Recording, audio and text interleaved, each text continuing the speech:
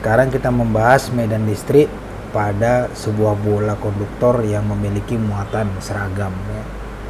Jadi kasusnya sebuah muatan positif Q ditempatkan pada sebuah bola padat yang bersifat konduktor dengan jari-jari sebesar R. Tugas kita adalah mencari medan listrik E pada setiap titik baik di luar maupun di dalam bola. Jadi kita lihat bola kita jari-jarinya R. Sekarang kita mau cari berapa muatan di luar bola dan juga berapa muatan di dalam bola. Jadi pada konduktor, pada bola konduktor,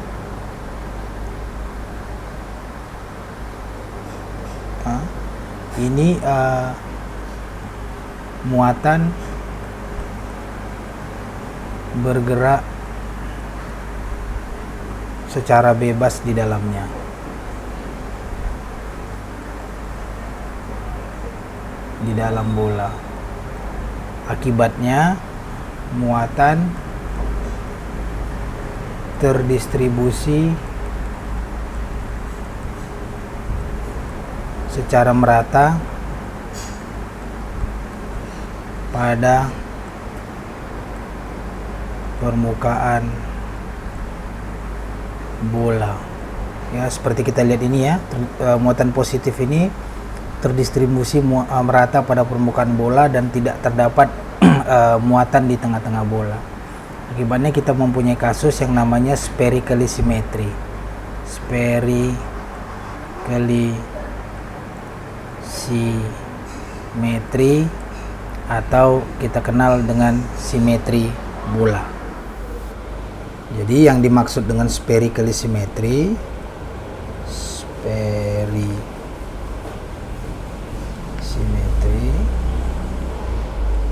simetri bola ini berarti arah medannya harus arah vektor medannya haruslah radial ya.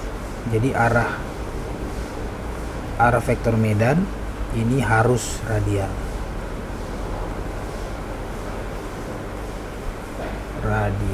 Jadi maksudnya kalau misalnya muatannya positif, maka arah vektor medannya mengarah keluar seperti ini.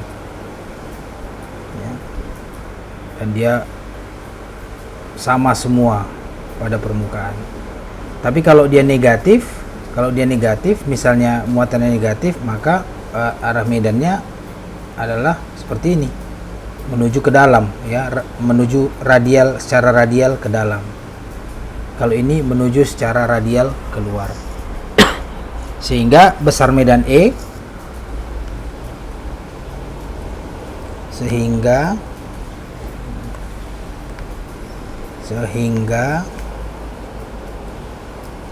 besar medan E ini hanya bergantung pada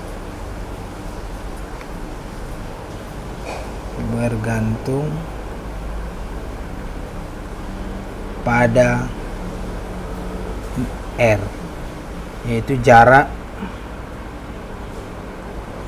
terhadap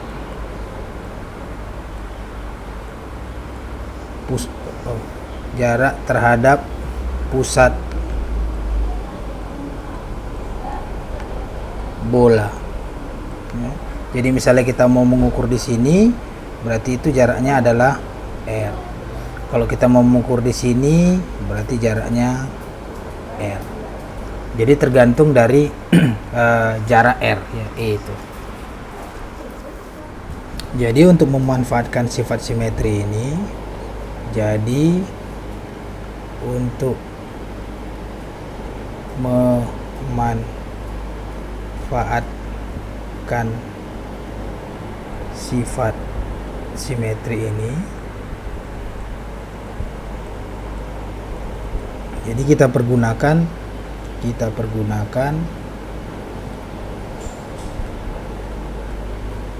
permukaan Gauss atau Gauss surface, permukaan Gauss berbentuk bola.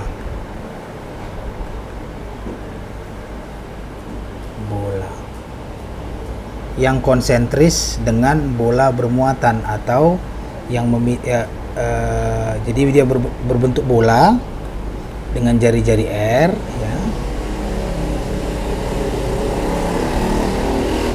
Dengan jari R. Jadi R ini jarak terhadap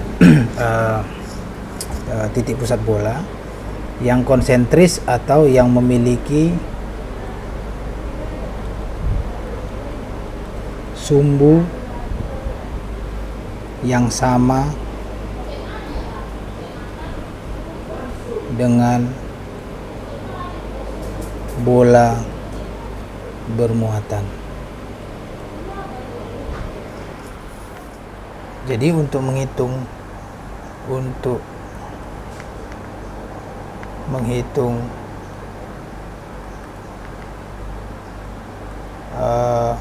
besar E pada suatu titik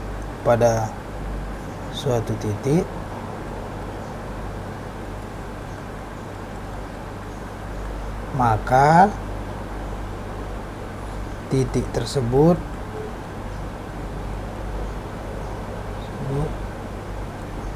harus berada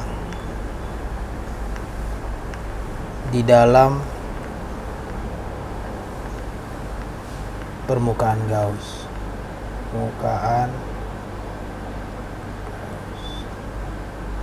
Ya. Jadi titik di mana besar medan mau diketahui itu harus dilengkupi oleh permukaan Gauss. Jadi contohnya untuk mengetahui medan di luar konduktor ya, untuk mengetahui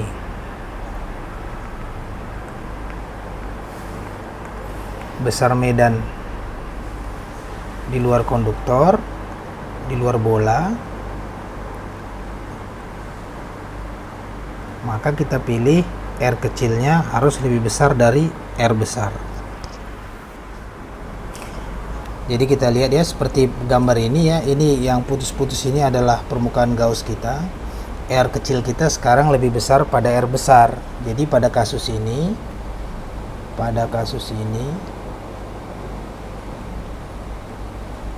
permukaan Gauss kita,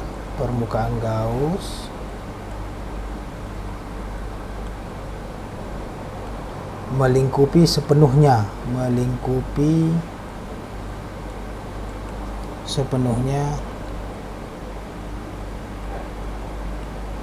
bola konduktor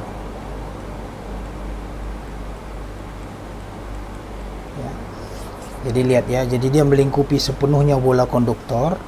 Jadi total muatan yang dilingkupi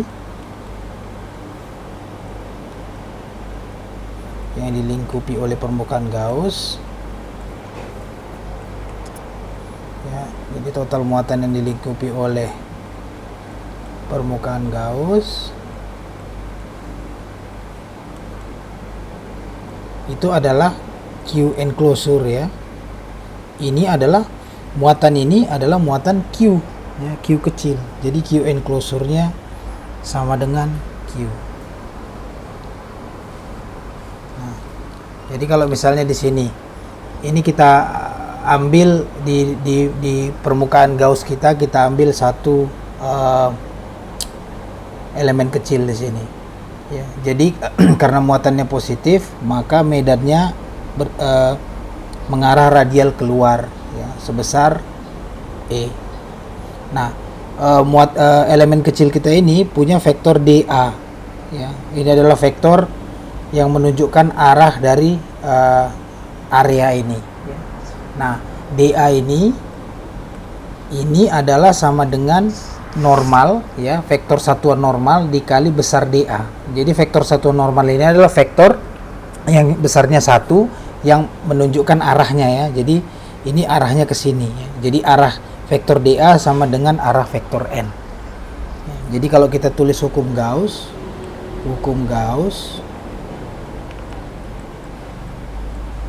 ya, hukum Gauss itu adalah integral vektor E dot vektor dA sama dengan Q enclosure dibagi epsilon 0 ya. Q enclosure kita tahu adalah sama dengan Q ya. Ini Q enclosure kita adalah Q.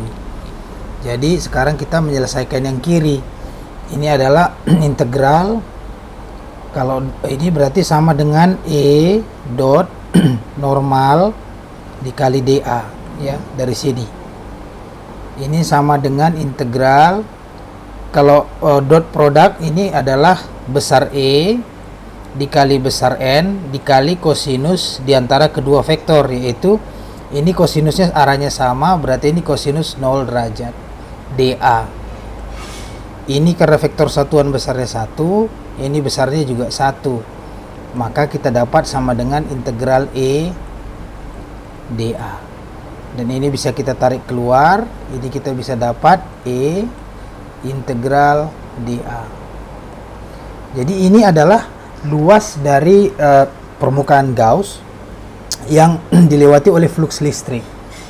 Pada kasus kita ini seluruh permukaan Gauss kita dilewati oleh flux listrik, maka ini adalah luas dari luas selimut bola ya, atau luas permukaan bola ya. Maka ini sama dengan E dikali A sama dengan Q enclosure dibagi epsilon 0. Ini adalah luas permukaan bola sama dengan 4 pi r kuadrat. Ini adalah sama dengan Q kecil. Maka kita bisa tulis E dikali 4 pi r kuadrat sama dengan Q dibagi epsilon 0. Nah, ini bisa kita arrange ulang. Ini adalah sama dengan E sama dengan 1 dibagi 4 pi epsilon 0 Q dibagi R kuadrat. Jadi ini adalah rumus medan. Ini adalah rumus untuk medan pada semua titik ya, pada titik yang ada di luar bola. Di luar bola konduktor bermuatan seragam.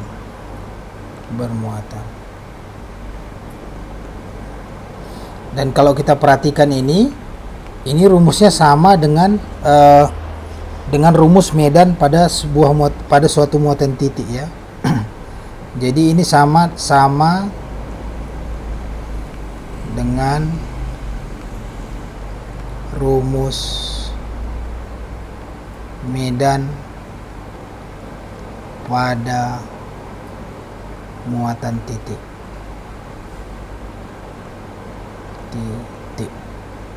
Oke. Jadi untuk mencari medan ya, untuk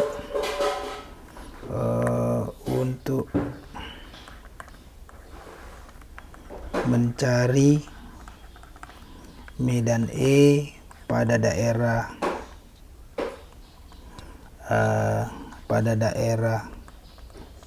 di dalam bola, maka kita pilih Gaussian surface-nya adalah di dalam bola ya, R-nya. Maka di sini R kecil adalah lebih kecil daripada R besar.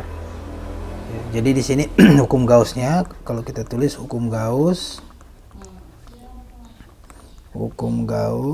ini adalah integral vektor E dot vektor dA. Ini sama dengan, udah kita turunkan sama kayak yang tadi ya. Jadi kita ambil satu elemen di sini, arah medannya ke sini, dan arah dA-nya juga ke sini. Jadi dengan penurunan yang sama kita dapatkan bahwa ini adalah EA sama dengan Q enclosure dibagi epsilon 0. A ini adalah luas bola 4 pi R kuadrat. Sekarang berapa Q enclosure-nya? Jadi pada kasus ini kita lihat ya, karena muatannya semua berada di pinggir, jadi kita lihat bahwa di dalam permukaan Gauss ini tidak terdapat muatan yang dilingkupi, sehingga pada kasus ini ya, Q enclosure-nya ini sama dengan 0 ya. Jadi kalau kita tulis lagi hukum Gauss, maka kita dapat bahwa EA sama dengan 0 per epsilon 0. Maka di sini kita dapat bahwa E sama dengan 0. Artinya bahwa E ini adalah 0 di mana-mana di dalam bola konduktor kita. Jadi pada gambar ini kita bisa melihat jadi grafik ini adalah distribusi muatan E terhadap jarak dari titik pusat dari bola.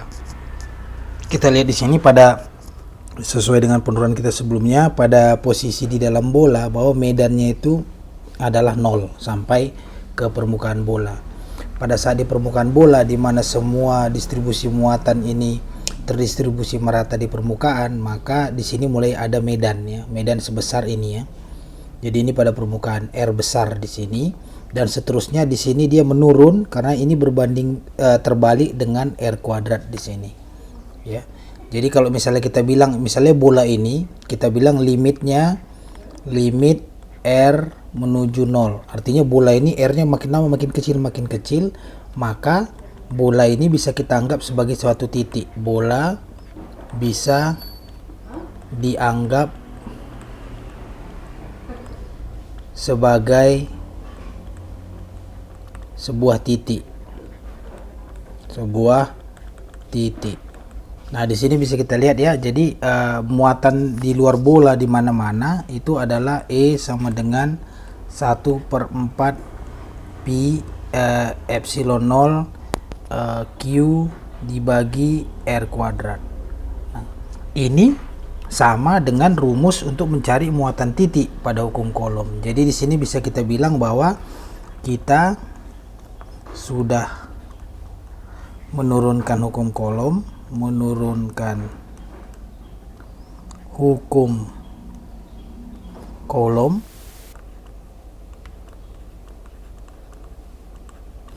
dengan menggunakan hukum Gauss.